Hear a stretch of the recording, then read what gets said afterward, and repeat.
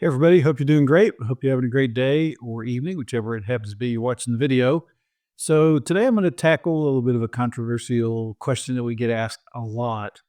The title of this little video is how a 65-year-old can save over $1 million in taxes from a $1.7 million IRA. So what if I told you that with strategic planning, you could actually save over $1 million in taxes if you had that size of an IRA? So, my name is Craig Weir. I'm a certified financial planner. I'm the author of two books about Roth conversions. Paying the Piper was the first one, and then Roth Conversion Secrets, which is just details all the mistakes that most people make when they're doing Roth conversions. So, the big idea of this short video is this: without an optimized strategy for converting your IRA to a Roth, taxes will likely become your single greatest expense during the rest of your lifetime. So how can this be? Sometimes we get asked that. How can it be? I got $1.75 million in IRAs and 35% maximum tax bracket. If I converted it all today, it's only $612,000 of total tax, you may be thinking. And you would be correct if you said, well, I'm just going to convert the whole thing. And realistically, that's normally not the best game plan for most people. Occasionally we do a one and done, but most of the time it's better to make sure to preserve your net worth, you do it over a period of time. But I promise you, by the end of the video, you're going to understand how it's very possible to save over $1 million and more in taxes if you've got a larger IRA. So first, let's talk about what the problem is. In my first book, I call it a tax trap.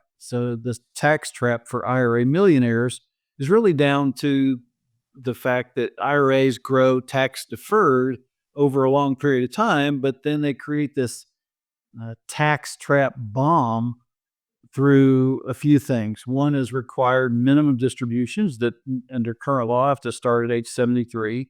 The second is through the increased taxable income that keeps pushing retirees potentially into higher tax brackets. Also, a lot of times for some people, there's taxation that happens on your Social Security benefits that is greater because you have these RMDs coming in at these higher levels. And in every case, it's almost always the large IRAs are going to cause higher Medicare premiums through something called IRMA thresholds to happen. So I'm going to use an example of a recent client of ours. He was 65, she's 63. They had about $1,750,000 in IRAs, and they projected that they were going to have about $3.7 million in required minimum distributions over their lifetime. So let me talk through very quickly and very succinctly, where does this tax savings come from? How can it be over $1 million? Here's some of the key factors. First of all, by converting strategically that 1.75 that they have, it's going to reduce their lifetime required minimum distributions. And in their case, converting all of the IRA reduced their taxable distributions from $3.7 million of taxable RMDs to under $50,000 of taxable income. So there's a huge savings there. Their lower Social Security has also accumulated some tax savings for them. So keeping taxable income lower avoids taxation of up to 85% of your benefits. Now, this won't apply to everybody because some of you have got high enough income that you're always going to pay tax on up to 85% of your Social Security. And if the tax laws change that Trump wants to get changed in his administration, we won't have any tax on any Social Security. So that'll be a savings as well, but that hasn't happened yet. So we're going to talk about that. Also, the Medicare or IRMA savings. By avoiding the Medicare premium surcharges from all of those RMDs over a long period of time, it's going to reduce their reported income, which reduces their Medicare premiums on parts B and D by almost, for this couple, $200,000 over their lifetime.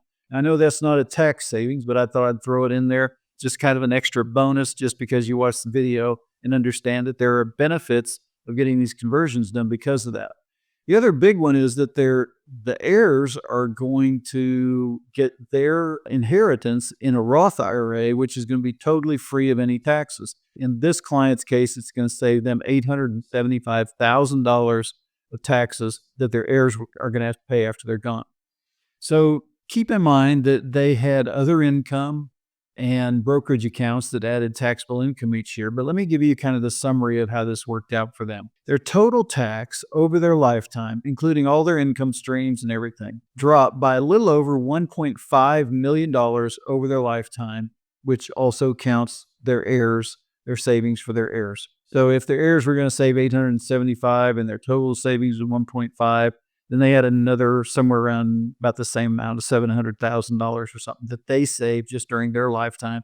I've already mentioned the Medicare premiums dropped, but most people that we talk to don't think that there's that much savings that is out there, but they don't understand how big the RMDs are. They don't understand the impact on Social Security, on their heirs, all of it. But some of the big mistakes that many people and other advisors and CPAs and tax professionals make is they don't open up their lens wide enough to consider all the other things that could happen or the other opportunities that are available.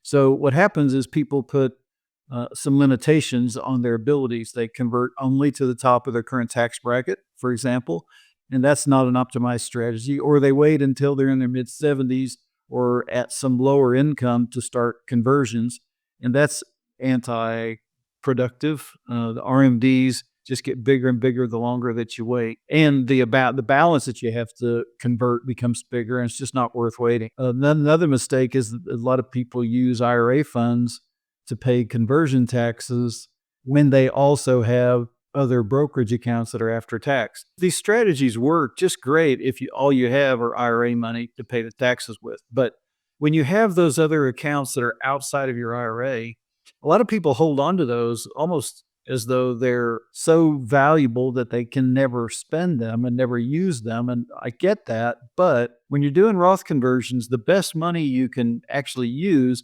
are those after tax accounts, even if they have a capital gain that you have to pay.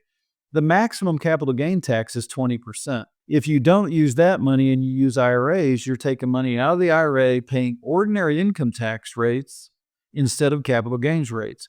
The other benefit of using those non-qualified accounts, non-qualified meaning brokerage and after-tax accounts, is that if you have large balances of those, by using those accounts, you actually reduce your total taxes over your lifetime in favor of moving assets over to the Roth. So you have all the investments that you had in the brokerage account over in the Roth, but the difference is as they pay dividends and as you need them to pay bills or to go on a vacation or whatever the case may be, or buy a car, there's no tax on them. Where if you leave them over in the other account and you need them, it causes a problem.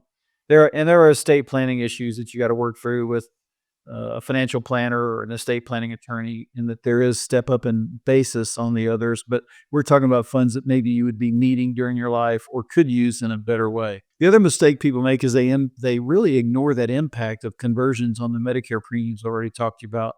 And then the last one, and I've got other videos about this that you can kind of search for on this channel, is a lot of people fail to coordinate charitable giving with their tax planning. So I didn't include it in this little example I gave you, but there are a lot of benefits if you are charitably inclined and you're normally in the habit of giving away to charity in some significant ways, $10, $20, $30,000 or more a year. Then you can actually front load your Roth conversion game plan with larger deductions going into some special types of accounts that you can get at your normal, whoever your current custodian is, and you get a big tax deduction in the year that you're making big Roth conversions. So there's another video on that. You can check up here or down there or someplace. Somebody maybe will put a little tile icon on the page for you. But there's really a lot of importance in really getting a proper analysis so you don't leave a lot of money on the table. So look, don't wait until it's too late. Start your Roth conversion strategy like today, now. Keep your hard-earned money in your pocket. Don't give it away to the IRS or leave it at the doorstep of the IRS. So in summary, let's just recap what we've said. You can save over $1 million in taxes. This is very achievable if you use strategic Roth conversion plan and you're that IRA Millionaire Plus. Also, I want just to reassure you that the Roth conversion is not just about taxes. It's about maximizing your retirement. It's about having the highest amount of tax-adjusted net worth, so you're leaving a legacy and achieving peace of mind. If you like this kind of content, I would appreciate a like on the video. It helps out the channel a whole lot. And if you aren't subscribed subscribe more for more educational content. And we've got all kinds of downloads and free resources on our website at q3adv.com. So hopefully that's of help to you. Have a great day.